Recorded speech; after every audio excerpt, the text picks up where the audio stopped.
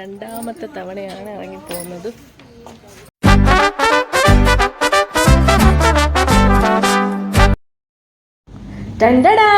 തത്സമശ്രീയിലേക്ക് എല്ലാ കൂട്ടുകാർക്കും സ്വാഗതം.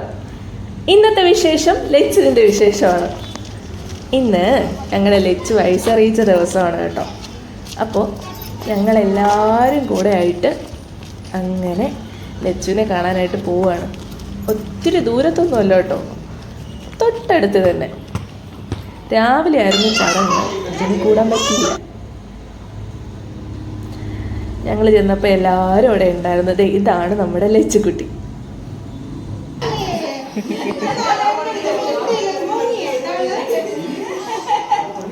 എല്ലാവരും തൊട്ടടുത്തൊക്കെയാണ് താമസമെങ്കിലും എന്താ പറയുന്നത്, കുറേ നാൾ കഴിഞ്ഞ് കണ്ടപ്പോൾ ഉള്ള ഒരു സ്നേഹം പോലെയാണ്. കാരണം വേറെ ഒന്നുമല്ല, എല്ലാവരും തിരക്കിലാണല്ലോ, എല്ലാവരും എപ്പോഴും കാണണമെന്നില്ല.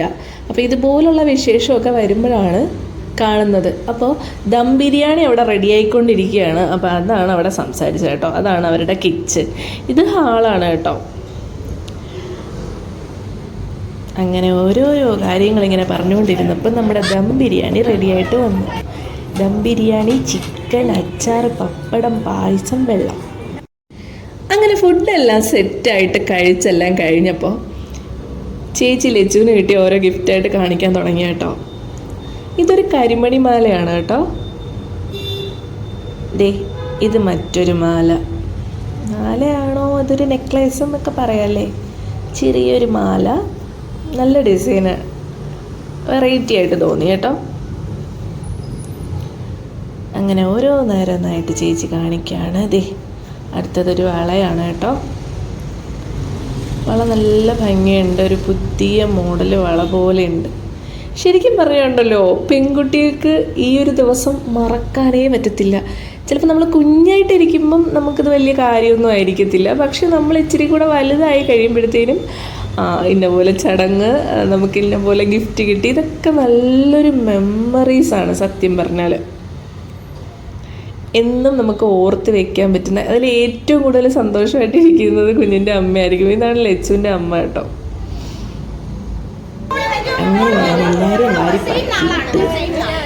എന്താണ്, നമുക്ക് സെൽഫി എടുക്കണമല്ലോ, അത് മസ്റ്റാണ്, നമുക്ക് സെൽഫി എടുക്കണം. അങ്ങനെ എല്ലാവരെയും കൂടെ വിളിച്ച് അവസാനം ഒരു സെൽഫി എടുത്തു. 2-3 എടുത്തതൊക്കെ ബ്ലറായി പോയി കേട്ടോ. അവസാനം അങ്ങനെ കിട്ടി. ദേ ലച്ചുവിൻ്റെ ചടങ്ങ് ഞാനിതിൽ അറ്റാച്ച് ചെയ്തിട്ടുണ്ട് കേട്ടോ. ഇത് രാവിലെ ആയിരുന്നു ചടങ്ങ്. അതിൻ്റെ കുറച്ച് ഭാഗങ്ങൾ ഞാനിങ്ങനെ അറ്റാച്ച് ചെയ്തിട്ടുണ്ട്. ഇതിലവർ മ്യൂസിക്കൊക്കെ ആയിട്ട് എഡിറ്റ് ചെയ്തതായിരുന്നു. ഞാനത് സെൻഡ് ചെയ്ത് വാങ്ങിയിട്ട് ഞാൻ നിങ്ങൾക്കായിട്ട് കാണാൻ വേണ്ടിയിട്ട് ഞാൻ അറ്റാച്ച് ചെയ്തതാണ്.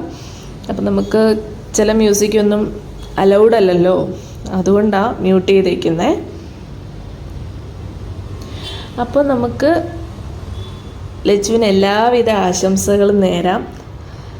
എല്ലാവിധ ഐശ്വര്യങ്ങളും ലൈഫിലുണ്ടാവട്ടെ. മറക്കാൻ പറ്റാത്ത ദിവസത്തിലൂടെയാണ് ലച്ചു കടന്നു പോയിക്കൊണ്ടിരിക്കുന്നത്.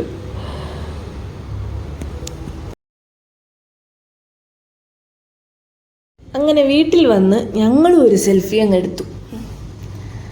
അങ്ങനെ ഏകദേശം സമയം 7-7:30 മണിയായി കാണും കേട്ടോ. അങ്ങനെ ഇതേ പിള്ളേർ സെറ്റൊക്കെ ഫുട്ബോൾ കളിക്കാൻ വേണ്ടിയിട്ട് ഇറങ്ങി. അതിഥി എന്തോ വിളിയേക്ക്? അതിഥി, അതൊന്നും എനിക്ക് കേൾക്കണ്ട. അതിഥി അല്ല എന്തോ. അതിഥി അല്ല എന്തോ.